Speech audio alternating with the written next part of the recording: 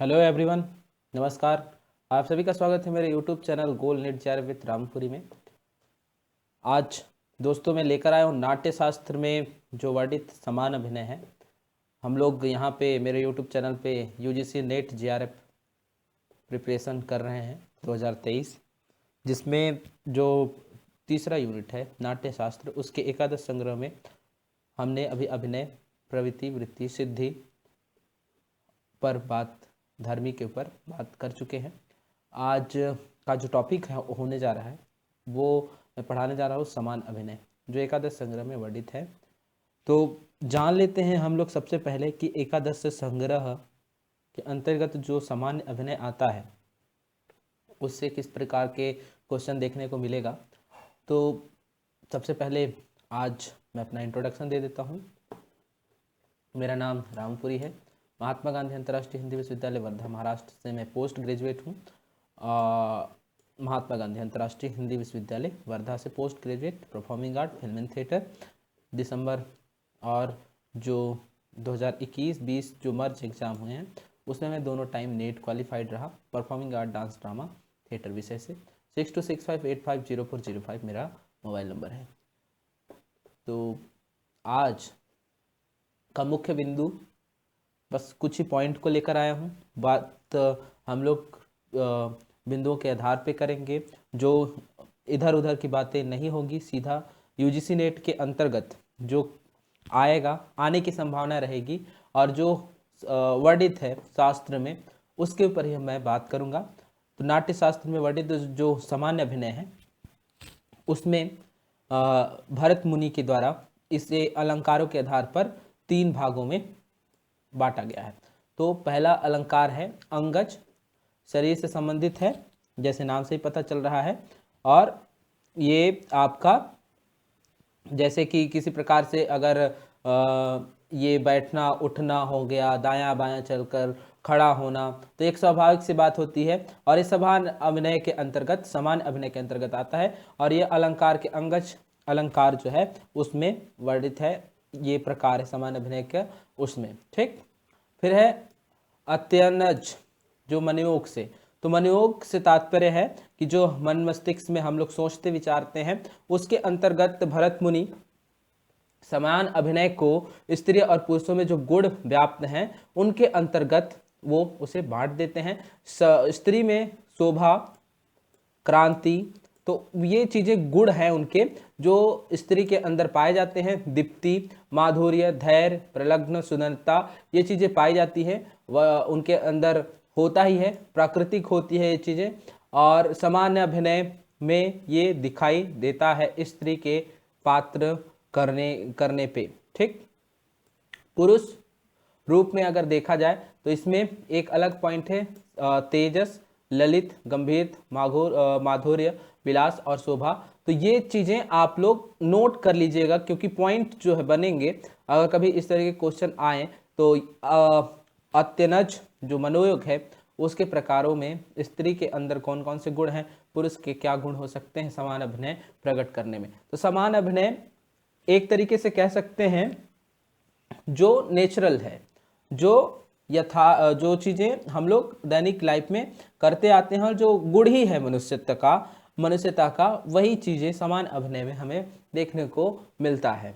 फिर है इसके तीसरे प्रकार की ओर बात करें तो यहाँ पे स्वाभाविक है, तो स्त्री के मनोभाव से ये बिलोंग करता है। जहाँ जैसे कि ये लीला, पहला प्रकार स्वाभाविक के अंतर्गत। तो प्रेमी क्रियाओं की नकल सज धज कर जब प्रेमिका करती है तो ये एक स्वाभाविक सी बात है। ये लीला के चरित्र, जो लीला इसका स्वाभाविक का एक प्रकार है, उसमें आएंगे जो अभिनेत्रियां रहेंगी अगर इस तरीके के गुण उनके अंदर पाया गया तो। फिर है दूसरा पॉइंट इसी में विलास।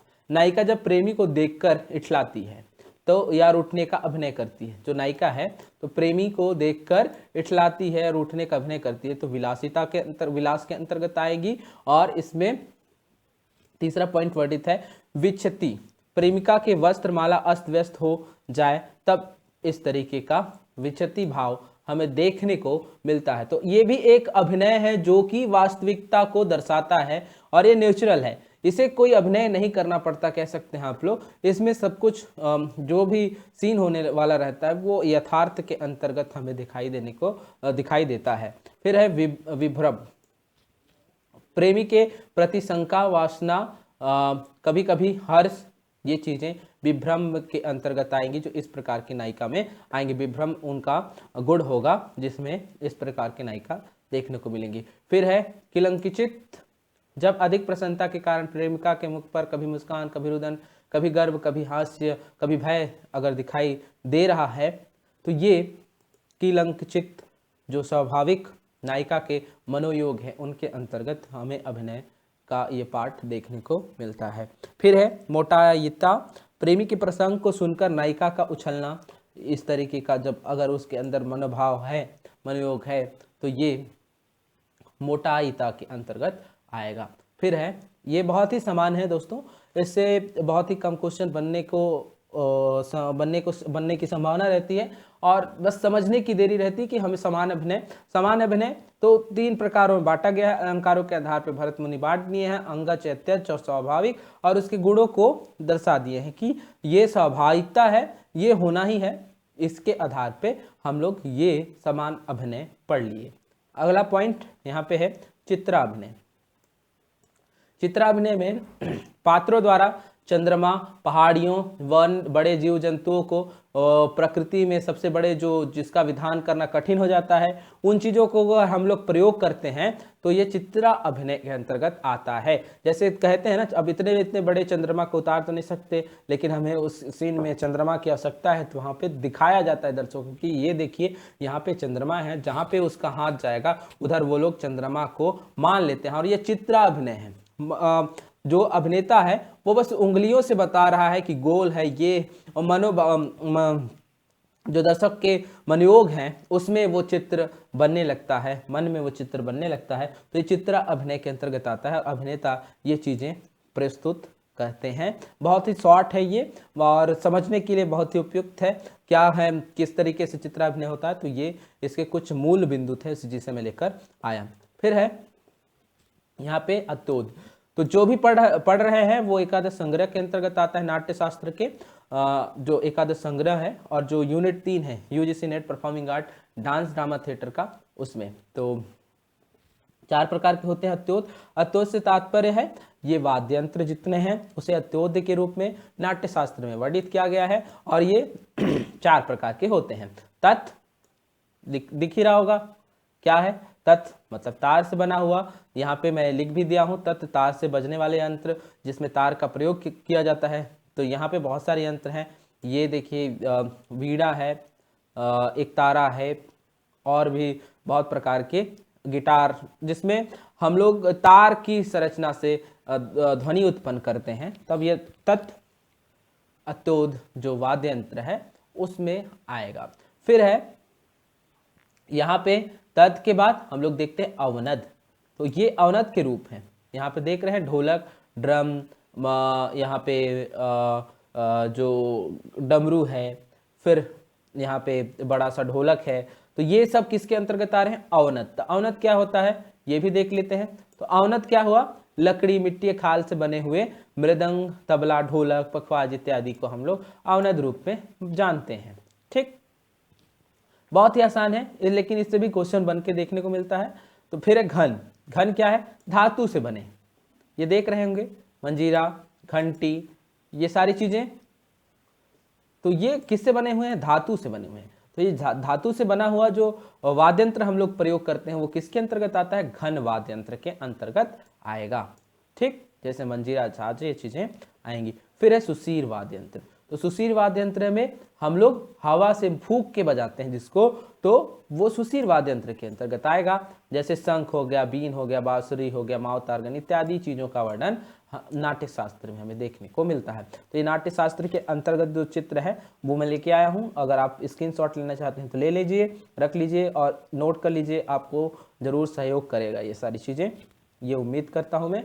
फिर हम लोग जो पूर्व रंग विधान है, नाट्यशास्त्र के अंतर्गत पूर्वरंग विधान, इससे भी क्वेश्चन बन के देखने को मिलता है। तो हम लोग देख लेते हैं इसके कुछ बिंदुएं हैं जो लगातार जब हम लोग पूर्वरंग की प्रस्तुति प्रक्रिया जो होती है, पूर्वरंग जब हम लोग नाटक करने वाले रहते हैं उससे पूर्व का जो कार्यक्रम होता है वो कैसे होता है, जब हम एक बड़ा सा प्रयोजन करने वाले रहते हैं तो रंगमंच में क्या क्या चीजें होती हैं और कैसे प्रारंभ होता है एक नाटक, वो विधि बताई गई है भरत ने कि नाट्य शास्त्र में पहले सबसे पहले अगर कुछ होता है तो उसमें हम लोग आरंभ पूर्व रंग में जानते हैं प्रस्तुति से पूर्व। तो आरंभ वाद्य और वादक गायकों का यथा स्थान बैठ जाना। प्रारंभ में सर्वप्रथम हम लोग देखते हैं नॉर्मल सभी कभी देखेंगे तो वाद्य यंत्र बजाने वाले और जितने भी लोग रहते हैं वो लोग एक स्थान लेकर बैठ जाते हैं। तो ये किसके अंतर्गत आ रहा है? आरंभ।